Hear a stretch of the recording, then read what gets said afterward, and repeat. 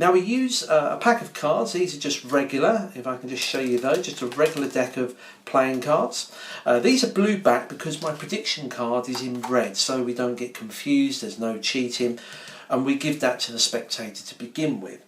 Now, we introduce either a pocket diary, or in this case I've got a calendar.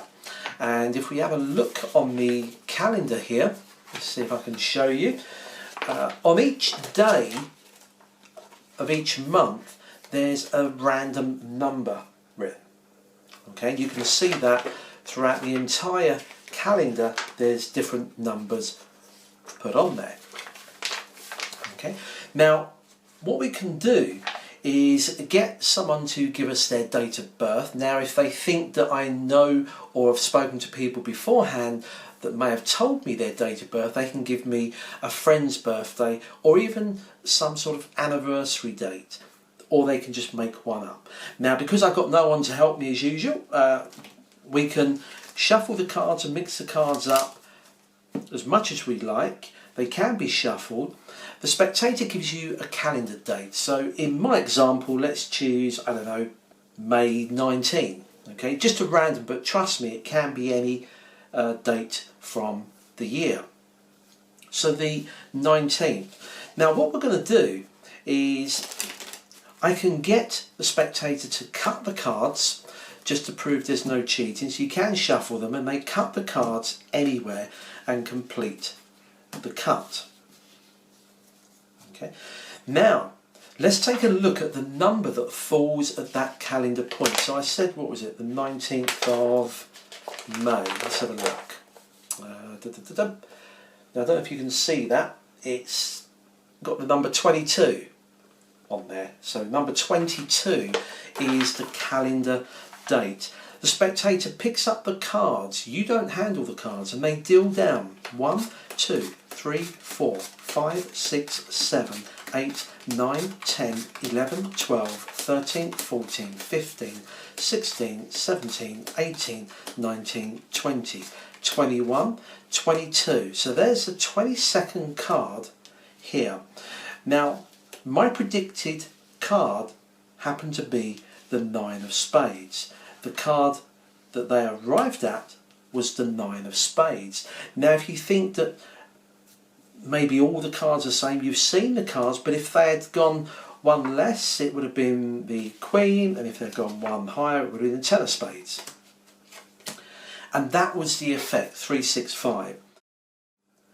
So 365, great trick. How does it work? Well, never owning the trick, this is just my assumption of how it possibly worked, but I think I've added a few improvements that may enhance the effect if you do own it. Now I believe that it used a Svengali deck. Okay, so this is a Svengali deck. I'm sure everyone watching this video is a magician, and you probably own a pack of these already. Probably one of the first tricks you ever bought. And you can see that basically every other card is the 9 of spades.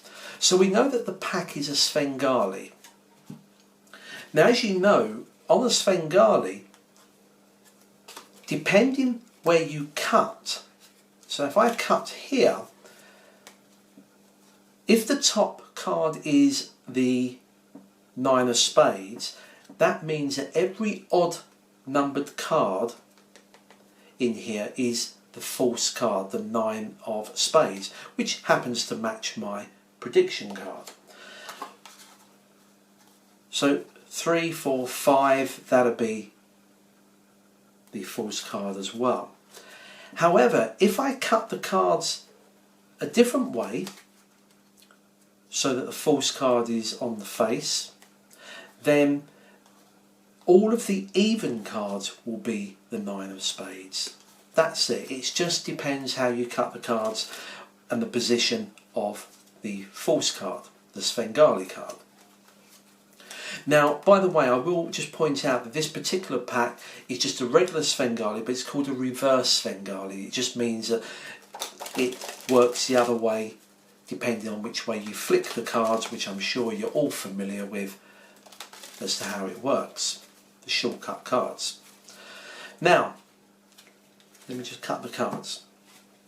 What I did to improve this, now I've only used the calendar because it picks it up on the camera, but I normally carry around a little desktop diary. You can pick these up for less than $1 in most stores, and at the start of the year I write down all the numbers, random numbers. But what I found is that on a calendar, if I actually put on all of the odd dates, like the 1st of March, the 3rd of March, the 5th of March, the 7th of March, if I put even numbers on there, then if somebody gives me a date like the 17th of March, without even looking at the diary, I know that it's going to be an even number that they've chosen. Okay.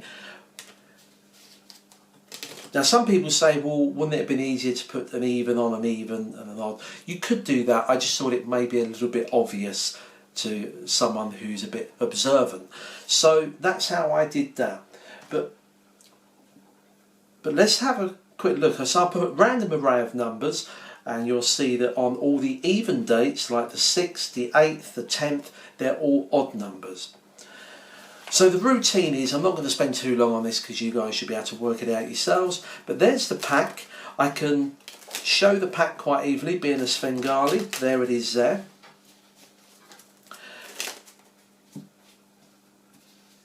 Now at this point, with a regular playing card on the face of the pack, it means that all of the false cards are in an odd position. Okay, so this is what I do is, when someone gives me a date, I don't need to look at the calendar or the diary, but for argument's sake, let's say they chose the 8th, okay, the 8th of March.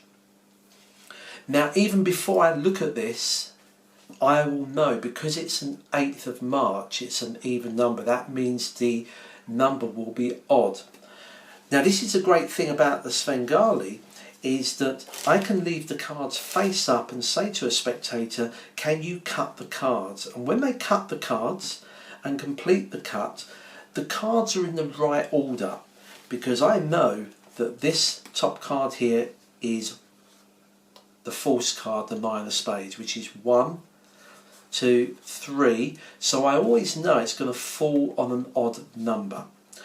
So once they've cut the cards, you turn it over and say, I tell you what, let's have a look at the calendar. You go through the calendar and you say, look at this, the number on the 8th is 21, and you get the spectators to deal down 21 cards. 1, 2, 3, 4, 5, 6, 7, 8, 9, 10, 11, 12, 13, 14, 15, 16, 17, 18, 19, 20, 21. Okay, and the great thing about the Svengali, as you know, because it's sandwiched between normal cards, you can say if you had gone 22, you would have had the Jack of Hearts, and if you had gone for 20, you would have had the Jack of Diamonds. So it looks as though it was an absolute free choice. And when it matches the prediction, it blows them away. So maybe that might be an idea for you to use.